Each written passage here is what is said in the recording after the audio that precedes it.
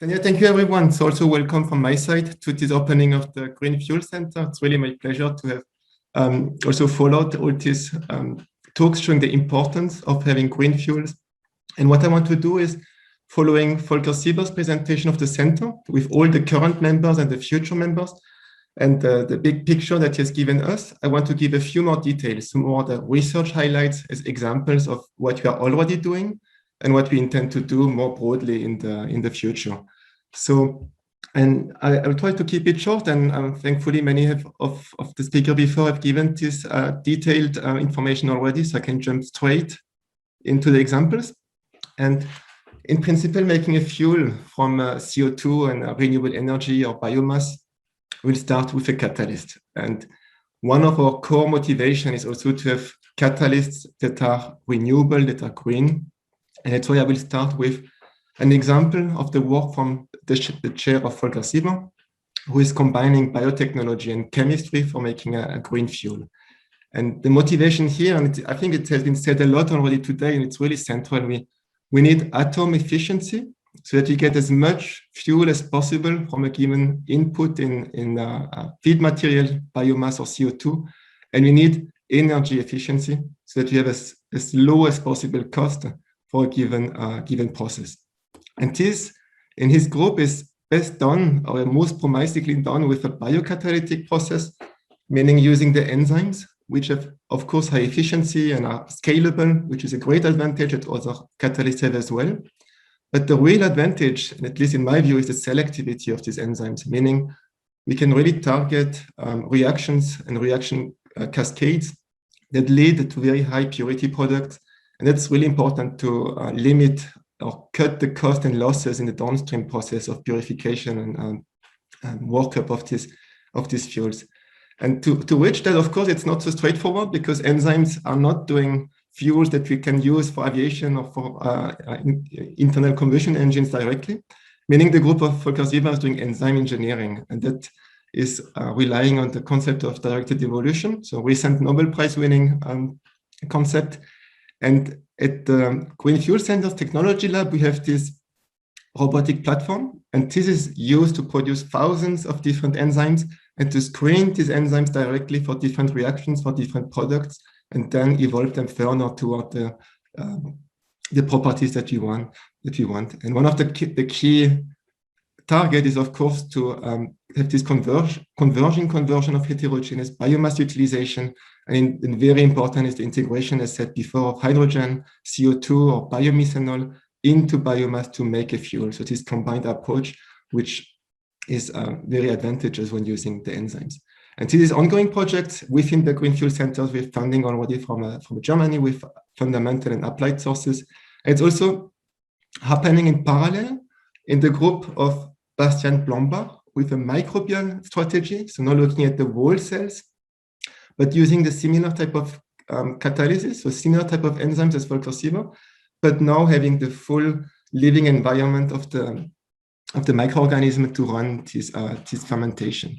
And here again, the great advantage is that one can use synthesis gas or different CO2 sources that can be of very low grade, so in technical grade or even contaminated with various compounds coming from the gasification of waste, biomeal or wood waste or any type of organic waste, which is very difficult to reproduce, the composition of these gases.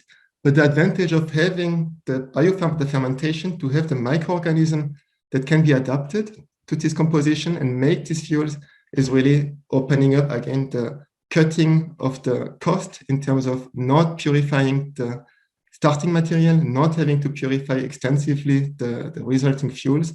And that's all possible when engineering this microorganism and also engineering the entire metabolism to enhance the yields and again to get the maximum amount of product from a given starting amount of energy and of the raw materials. And in parallel to having the gasification, also of course CO2 capture from cement or steel industry will be direct use, which is sometimes also hard to use with classical catalysts because of poisoning when impurities are present. And the last little figure here, starting from electrolysis, is also, of course, a very key topic, since wind and sun will give us the green energy we need for making these fuels or these gases from CO2. And that's something that my own group is also very much interested in, and then very much in cooperation with Bastian Blombach and Volker Sieber, where we use their microorganism or their enzymes, but now to integrate them on the electrode. The purpose being, of course, using the wind for generating electricity and feed that electricity into this catalyst.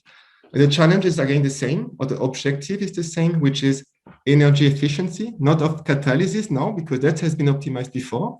What you need is efficiency in this wiring. We need full energy conversion from electricity into the chemical fuels that you get. So electricity into chemical energy must be optimized as much as possible. And that's where we come into action, designing interfaces to wire this catalyst to the surface.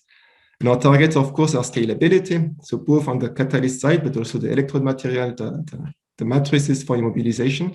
But what you add on top is something that sometimes is missing to the biocatalyst. So the intrinsic robustness is not always sufficient for the usefulness in industry. And that's why we design also this electrode interface, so that we can stabilize this catalyst and make them compatible with the existing infrastructure, for example, for CO2 reduction or hydrogen production in electrolyzers. And that's something we did a lot indeed for hydrogen production and use, but we've also recently moved on to generate multi-carbon compounds starting from current only in CO2 or with hydrogen, and another example of a cooperation within the Green Fuel Center, in this case with Volker Sieber. And that's ongoing with European projects going on, DFG projects going on, but also with more applied and marketing upscaling projects that we have in this context. And this upscaling is exactly where the group of Matthias Gaderer comes in. He's generally focused on hydrogen and CO2 circular economy for industry. And in the particular context of the Green Fuel Center, what's really important for us is also to think how we integrate this regenerative energy, so this wind energy or this electricity from solar, at the system level for making our fuels. That means, how do we not waste the energy before it reaches the electrode, before it reaches the catalyst? An example he has developed is combining electrolysis and fuel cells to exploit biogas or hydrogen, and also use directly renewable energy into this CO2 reduction and other processes to make the fuels.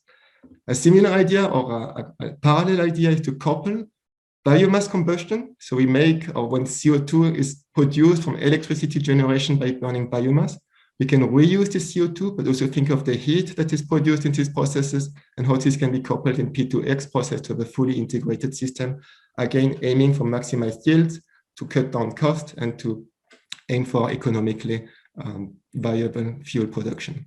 And all of that in his group is very much focused on the industrial scale. So realizing processes that are relevant for the large scales that are required in the final application, which is very important for us on the fundamental side, working on the lab scale. So how to think on our design initially to bring it into this compatibility with industry. And then second, and just as important point to get to scale up from lab to industry is done by the group of Jakob Burgers, our host today. And he has one really perfect example for this Green Fuel Center, which is the oxymethylene ethers. So these so-called OMEs, which are foreseen and actually already shown as being a perfect clean diesel fuel or replacement for the fossil fuels.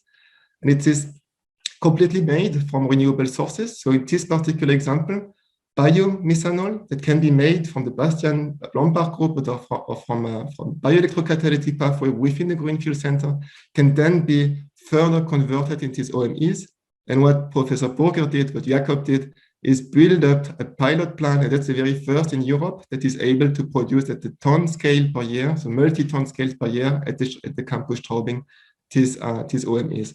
And the purpose is not to show simply that we can make multiple tons per year. The purpose is really to quantitatively understand how to optimize every step in this chemical synthesis and also this workup of these OMEs, so that again, one can optimize yields, one can reduce the energy losses based on modeling and actual experiment at the scale that is relevant for the industry.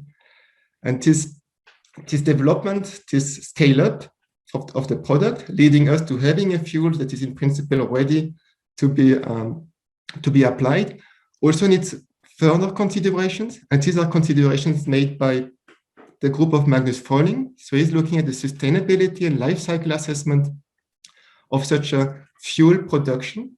And this means he will look at every step of every component in this system. So it starts with the raw material. Where is the CO2 coming from? How pure is it? What are the costs of this CO2? But it also goes through the catalyst. What is the sourcing of this catalyst? What is the life cycle of this catalyst?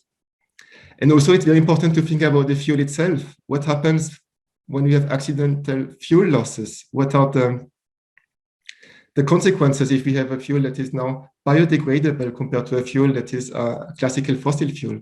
And all of this thinking is built into the initial design of a given fuel target, a given catalyst, so that we can already predict where the best path is in principle for a given system. And this life cycle assessment is of course also then associated, and that's done by the group of Professor Dr. Claudia Doblinger, who's looking at the marketing, how are the startup possibilities for marketing such a fuel that is coming out of a center such as ours. And this is then of course very important because we need again to think very early on how a given fuel will have market advantages compared to the fossil fuels, or what are the policies, what are the incentives that will make this economically successful.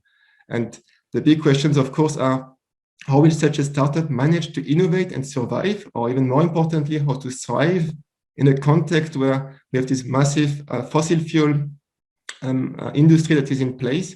And the follow-up question is this cooperation or is this competition? How to set up such a marketing scheme? And this is really, again, deciding the initial selection of a fuel that has to be produced, or the design of a specific process and a specific catalyst. That's really what I wanted to share today, how the Green Fuel Center with these initial members, these 7 members I've presented today, but it's more the general philosophy to have this holistic strategy, how to develop and how to bring to application a given fuel. And I'm also very happy to have seen today that this philosophy is shared by all the speakers you have heard today. And I look very much also for the cooperation that we can then start within this context. So again, thank you all for joining for this opening. And with that, I'm available for answering any question, and I give back the hand to Jakob. And thank you also for staying despite the time up or the time over that we have now reached. Thank you.